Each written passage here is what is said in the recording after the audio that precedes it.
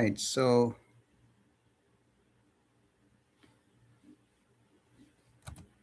we're at Shemot 40. And what did we cover in Shemot 39?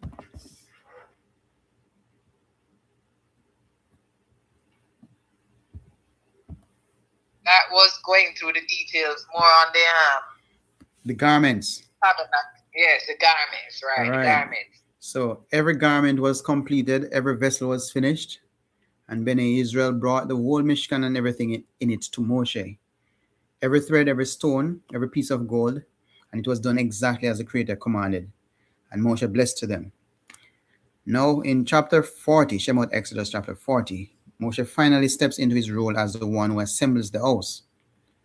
The structure goes up, the furniture is placed, the priests are dressed, offerings begin, and then the moment the entire book of Shemot has been building toward, the cloud of the Creator descends and fills the Mishkan. What was built by human hands becomes filled by divine presence. So this is the climax of Shemot. I have some pictures here. It's on the YouTube channel that shows. I was saying that it makes sense that we look at the pictures that we've been describing. Have an idea of what the priestly garments looked like. You know, the stones and the robes and the colors, the purple, the red, the blue, the white, part that looked like a pants, the part that looked like a dress, the turban, the blue string on his head, part of it that marked set apart or holy to the Creator. Yeah, it's a fine picture. We should check it out. Right, so that was it in terms of picture. All was done exactly as the Creator commanded. So we're going to read now verses 1 to 8 of chapter 40. Let me just bring that up. And the Creator spoke to Moshe, saying, on the first day of the first new moon, you are to raise up the dwelling place of the tent of appointment, and shall put in it the ark of the witness, and screen the ark with the veil. And you shall bring in the table and arrange what belongs on it, and bring in the lampstand and lights in it, and light its lamps. And you shall set the slaughter place of the gold for the incense before the ark of the witness, and put up the covering of the door to the dwelling place. And you shall set the slaughter place of the ascending offering before the door of the dwelling place of the tent of appointment. And you shall set the basin between the tent of appointment and the slaughter place, and shall put water therein. You shall set up the courtyard all around, and shall place the covering of the courtyard gate. So here we see the command to erect the Mishkan. The Creator speaks to Moshe with very specific instructions, and this was done on the first day of the first month. So it seems like it's a new year or it's a new season, right? And well, I'm just thinking that it's good to have the Creator, his presence with us, especially if if there's any special time, any change in season and so on, right? So it's a fresh start of the year, and it's not coincidental. So let the first thing you establish in a new year be my dwelling. That's what he was actually suggesting to Benei Yisrael. And of course, Moshe is told to bring in the Ark of the Covenant to shield it, and to hang the veil and screen it off. The Ark holds a testimony and cannot be treated casually. So it had to be covered. It was protected, and honor had to be shown to what was inside. We also saw in verse 4, that spoke about the lamps, which is the menorah, right? And arrange the bread, the showbread, and the two stacks to be placed in order. So every detail has an assigned place. So it was very specific. The ark contained the testimony of the Creator's covenant with Benei Yisrael. Covering it was not concealment, it was reverence. Not everything holy is meant for constant open display.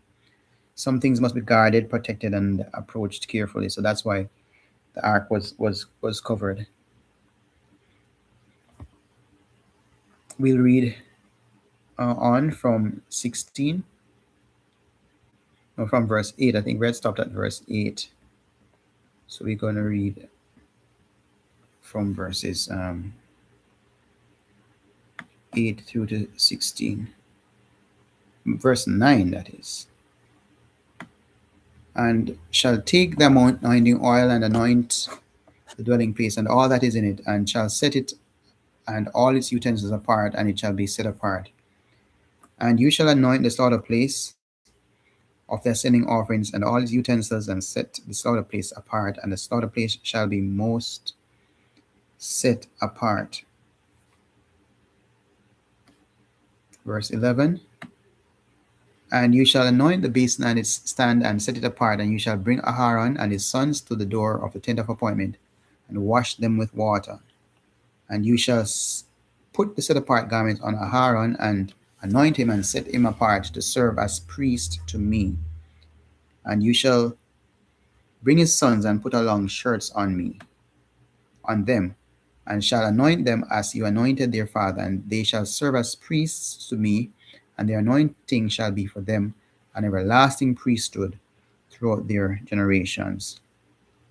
And Moshe did according to all that the Creator had commanded him, so he did. I'm noticing here that Moshe erected everything as commanded, right? And what we're seeing is that everything that was made was brought into place, and everything that was put into place had to be anointed. We'll read on. And it came to be, verse 17, came to be in the first new moon of the second year, on the first day of the new moon, that the dwelling place was raised up. I'll just read through to the end. And Moshe raised up the dwelling place and placed its sockets and set up its boards and put it in its bars and raised up its columns and spread the tent over the dwelling place and put the covering of the tent on top of it as the Creator had commanded Moshe. And he took the witness and put it into the ark, and he put the poles through the rings of the ark, and put the lid of atonement on top of the ark, and brought the ark into the dwelling place, and placed the veil of the covering to screen off the ark of the witness as the Creator had commanded Moshe. And he put the table in the tent of appointment on the north side of the dwelling place outside the veil, and set the bread in order upon it before the Creator as the Creator had commanded Moshe. And he put the lampstand in the tent of appointment opposite the table on the south side of the dwelling place, and lit the lamps before the Creator as the Creator had commanded Moshe. And he put the gold slaughter place in the tent of appointment in front of the veil, and burned sweet incense on it as the Creator had commanded Moshe. Verse 28. And he set up the covering to the door of the dwelling place, and he put the slaughter place of ascending offering before the door of the dwelling place of the tent of appointment, and offered up upon it the ascending offering and the grain offering as the Creator had commanded Moshe. And he put the basin between the tent of appointment and the slaughter place, and put water therein for washing. Verse 31. And Moshe and Aharon and his sons washed their hands and their feet with water from it, as they went into the tent of appointment, and as they came near the slaughter place, they would wash as the Creator had commanded Moshe. And he raised up the court all around the dwelling place and the slaughter place, and placed the covering of the court gate, and Moshe completed the work. So I'm seeing a lot of things here. A lot of items are mentioned. We see the Mishkan well set up, well established. We see the Ark of the Covenant, the table of showbread being mentioned, the golden menorah, the altar of incense, the bronze altar of burnt offering, the bronze laver. So a lot of things were done, and this was the first day of the month. And the priority at that time was actually having the presence of the Creator at the center.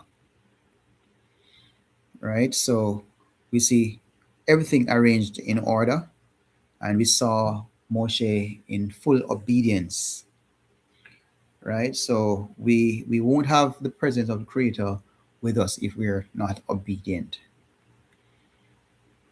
And follow instructions to the point where everything was put in place. The testimony was there, and everything was actually built around it. Mention was also made of burnt and grain offerings. And what my discussions with other persons sometimes they suggest that offerings are just about the slaughtering of animals. We saw in these verses that there was an offering that was offered, and it was a grain offering, right? So it's not just animals are sacrificed for offerings. That's just a type of offering. So they had daily worship, and this worship didn't necessarily have animals all involved. The matter of hygiene is brought up, where we see they washed their hands. And in a time like this, that is one sure for us to copy. You know, follow whatever the Torah stipulates. We see goat hair spread over the Mishkan, and the question might be asked regarding the mention of the testimony. What is the significance of the tablets being called the testimony rather than just the 10 commandments? Testimony, it's the evidence of a relationship, a covenant. It's like a binding agreement. When Moshe placed them in the ark, he was placing the proof of the Creator's covenant with Benei Yisrael at the very center of the Mishkan. So everything else in the structure was built around the covenant. So it wasn't around the ritual. There's also note that incense was offered, and this was offered every morning, and every single day without exception. So twice a day, and that frames the entire day in worship for Benei Israel. So they began in the morning with fragrance before the Creator and closed the day the same way. Every day was booked by His presence. It would be so good if we could actually have meditations morning before rushing out to our 9 to 5, and when we come home we could do that same way. But no, the traffic's going to keep us, or there are so many things that prevent us from starting our day, right? Might distract us, but it's good for us to be reminded to slow down and let the Creator, worshiping the Creator, be at the start of all our days, and not just evenings. We'll read on. We could read verse 33 to 38. 33. No, we already read 33. I think it's verse 38 that we're to 34 that we're to continue on. And the cloud covered the tent of appointment, and the esteem of the Creator filled the dwelling place. And Moshe was not able to come into the tent of appointment because the cloud dwelt on it, and the esteem of the Creator filled the dwelling place. And when the cloud was taken up from above the dwelling place, the children of Israel went onward in all their journeys. But if the cloud was not taken up, then they did not set out till the day that it was taken up. For the cloud of the Creator was on the dwelling place by day, and fire was on it by night, before the eyes of the house of the Israel in all their journeys. So we saw the work was finished, and the final thing, the cloud descends on and covered the Mishkan, and the glory of the Creator filled the tabernacle. So this was an intense entrance of the presence of the Creator. And because of that, not even Moshe himself could have entered. Moshe could not enter when the cloud rested on it. But if we're reading, then we realize other parts of Torah actually mention that Moshe entered the Mishkan, right? So the clarification is that even though we see here Moshe could not enter, it's suggesting that he could not enter. That's verse 37. Moshe was not able to come into the tent of appointment. He was not able to enter because the cloud dwelt on it. So in other aspects, if we reference, for example, Numbers 7, verse 89, he says, where Moshe entered the tent of meeting and heard the Creator speaking to him from between the two cherubim above the ark. So it was just that particular time when the cloud descended that Moshe could not enter. The cloud was the GPS of Benei Yisrael. When the cloud lifted from the Mishkan, they broke camp and journeyed. And when it stayed, they stayed. They moved by the presence of the Creator, not by their own plans. So the cloud is actually a sign. And verse 38, the final verse, spoke about them dwelling place by day, right? And so that was their a place that they rested. That was a part of the journey. And even when they stopped for a while, they were still in transit because there were always people on the move, and their stopping place was never the permanent destination. So the cloud by day and fire by night was always over them.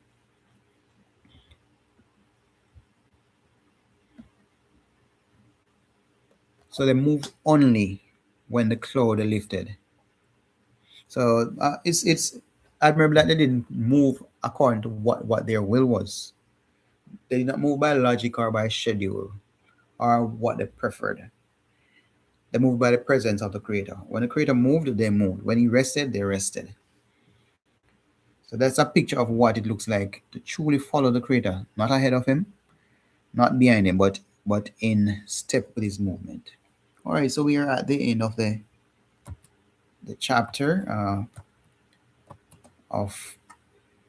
we're at the end of the book of Shemot, Exodus chapter, the 40th chapter.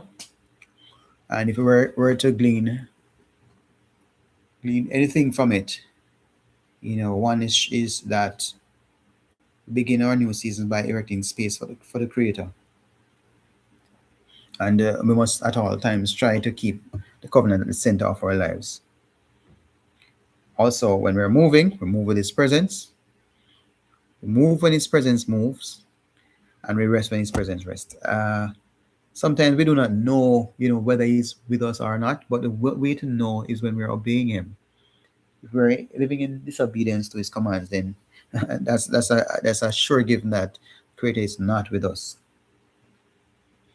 Remember in chapter 25, when the instruction was first given to Moshe, what the Creator said, make me a sanctuary and I will dwell among them. So the whole journey, the instructions, the materials, the craftsmen, the garments, the vessels, the offerings, all of it pointed to this, the Creator coming to live with His people. And that's what it is right now. It's not about the heaven or the hell that is being taught in other practices. It's about the presence of the Creator dwelling with His people. So the message for us is simple today. It's deep too. When you build exactly as the Creator commanded, when you do the work faithfully, when you bring it into the obedience and prepare yourself to draw near, He fills what you build. So the glory is not something that we can manufacture. It is what the Creator releases when the faithful hands complete what He asked for. So our focus is to build the house, and the Creator will fill it. Shalom. Thank you, brother.